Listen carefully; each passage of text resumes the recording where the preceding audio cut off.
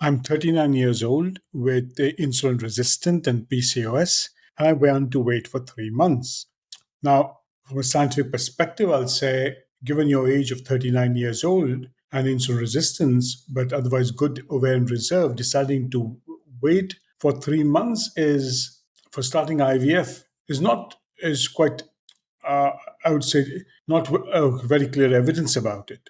Age versus waiting. So let's look at that. And if you want to wait for 3 to 4 months to improve your insulin resistance, there's no doubt that at 39, there's already declining egg quality, and genetic screening does suggest a large number of embryos created are genetically abnormal.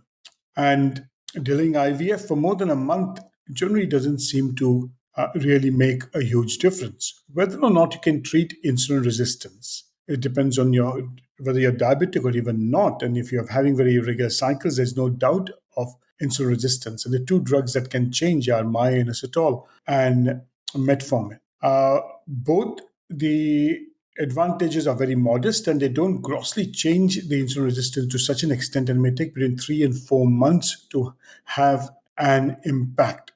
Metformin again is debatable. Its main role comes in lowering the risk of overstimulation, but its role in improving again quality is again debatable.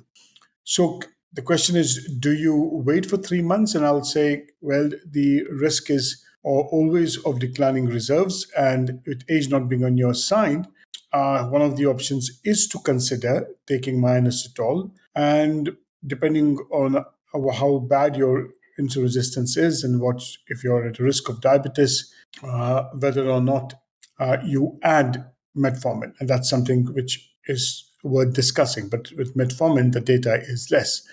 Now, what I would also suggest is that the risk of having, at any age, the risk of having ovarian hyperstimulation is significantly high, and you need to be careful about it.